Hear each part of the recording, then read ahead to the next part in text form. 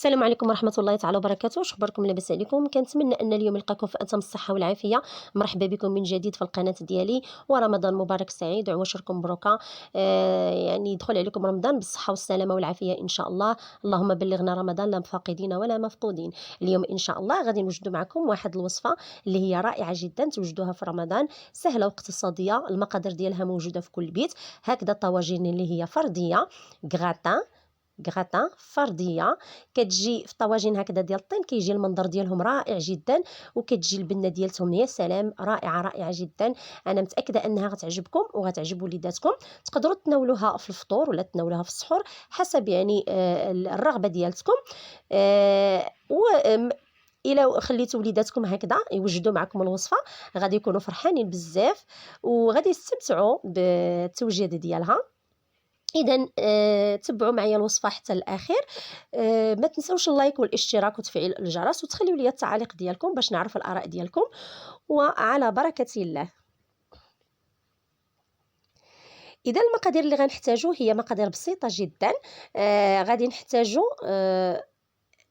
يعني مقادير اللي هي متوفره عندكم وما كتاخذش واحد الوقت الوجيز، يعني كتوجد بسرعه، كتقدروا تخليوها حتى يعني نصف ساعه الاخيره هكذا وتوجدوها.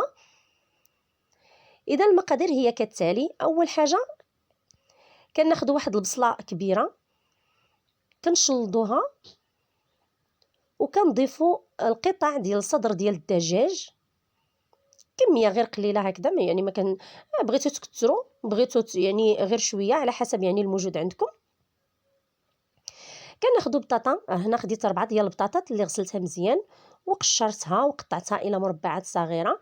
هنايا لي بات اللي سلقتها واستقطرتها مزيان، استعملوا اي لي بات نتوما حبيتو.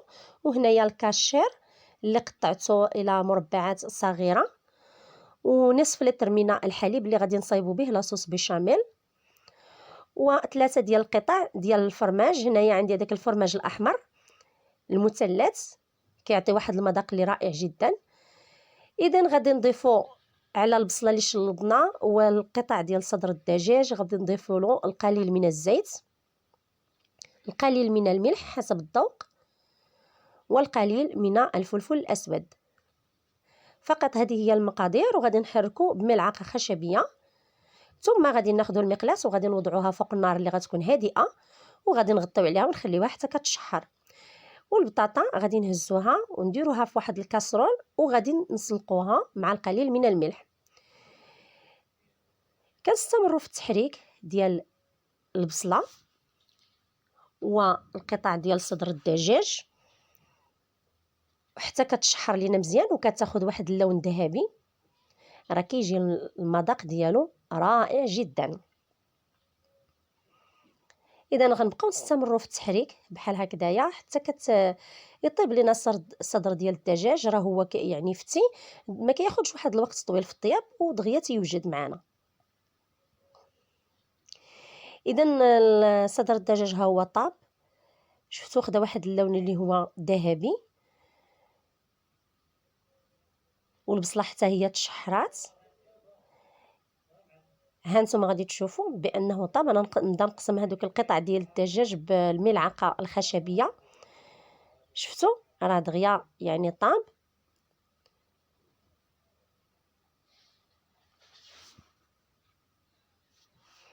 والبطاطا حتى هي تسلقات معنا، حتى هي دغيا كتوجد ودغيا تتسلق. غادي نديروها في واحد الشبكه باش تسقطر، ونصبوا عليها الماء البارد باش كتبقى هكذا واقفه، ونخليوها في الشبكه حتى كتسقطر. غنصايبوا لاصوص بيشاميل بواحد الطريقه سهله. حنا ما غنديروش يعني الزبده والطحين حتى كيتشحروا عاد نديروا الحليب، لا، غادي نديروا الحليب منذ البدايه بارد، وغادي نضيفوا له يعني غادي نسموه بالثومه اللي حكينا. هنايا خديت جوج تومات موين، حكيتهم ضفتهم للحليب. تقدروا تضيفوا شويه د الكوزه. ضفت هنايا القطع ديال الفرماج المثلث الاحمر، تقدروا ديروا اي فرماج عجبكم. القليل من الملح والقليل من الفلفل الاسود. ثم غادي نضيفوا 3 ديال المعالق ديال الدقيق الابيض، يعني ملعقه طعام، يعني ملعقه كبيره. 3 ديال المعالق كبار ديال الدقيق الابيض، وغادي نغربلوه.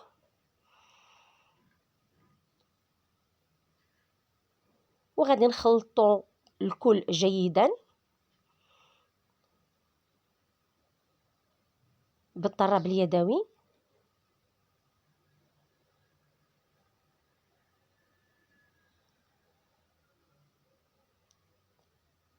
وغادي نخلطوا كل شيء في حليب بارد، ونوضعوا يعني الكاسرونه فوق النار مع التحريك المستمر حتى كيذوب لينا الفرماج وكتعقد لينا لاصوص بيشاميل.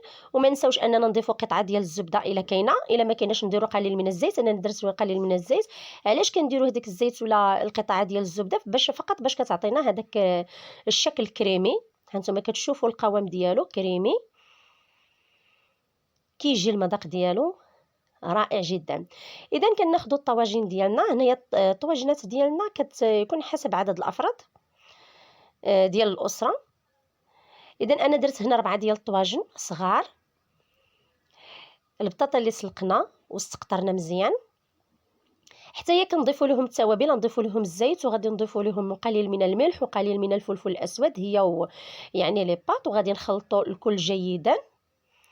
ولي باط انا راه درت فوق منها، منين درت هنايا الملح والابزار، زدت فوق منها لاصوص بيشاميل وخلطتها. اذا كنخلطوا الكل باش كتنسجم هذيك المقادير كلها. ونذكركم بالمقادير، يعني القطع صدر الدجاج، بطاطا مسلوقه، الكاشير، لاصوص بيشاميل ولي باط. على بركه الله. اذا كنوزعوا الكل بالتساوي في الطواجن. كنديروا البطاطا هي الاولى،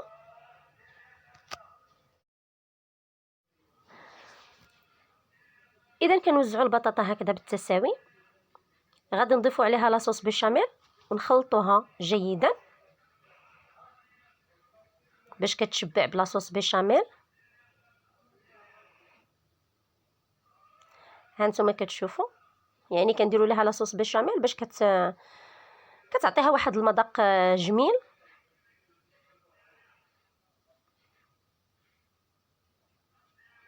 من بعد غادي نضيفوا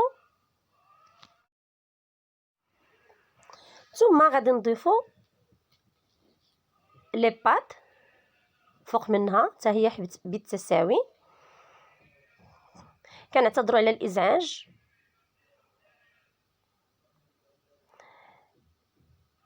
ثم غادي نضيفوا القطع ديال الكاشير، ومن بعد غادي نضيفوا القطع ديال الصدر ديال الدجاج فوق منهم. ومن بعد غادي نديروا لاصوص بيشاميل. هانتوما غادي تشوفوا معنا الطريقه. الكل كنوزعوه هكذا بالتساوي.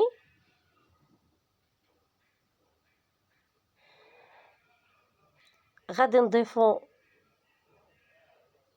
يعني هاد لي باط، قلت لكم انني درت ليها لاصوص بيشاميل من قبل، عاد حطيتها هكذا الفوق مع يعني قليل من الملح والفلفل الاسود. وهاد القطع ديال الكاشير لان الوليدات كيعجبهم الكاشير. ولا عندكم الفرماج حتى هو تقدروا تضيفوه، يعني الفرماج محكوك، موزاريلا او الفرماج الاحمر، او الفرماج هكذا ديال الساندويتش اللي متوفر عندكم تقدروا ديروه. هي راه قد ما كانت عامره قد ما كتجي زوينه. ثم ضفت هنايا يعني هذوك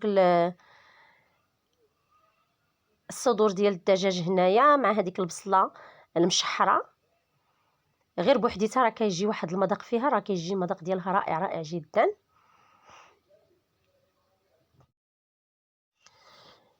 ومن بعد كنوزعوا لاصوص بيشاميل، كنوزعوها عليها هكذا مزيان، وكنقادوها بالملعقه باش كيجي الجوانب كلهم عامرين بلاصوص بيشاميل.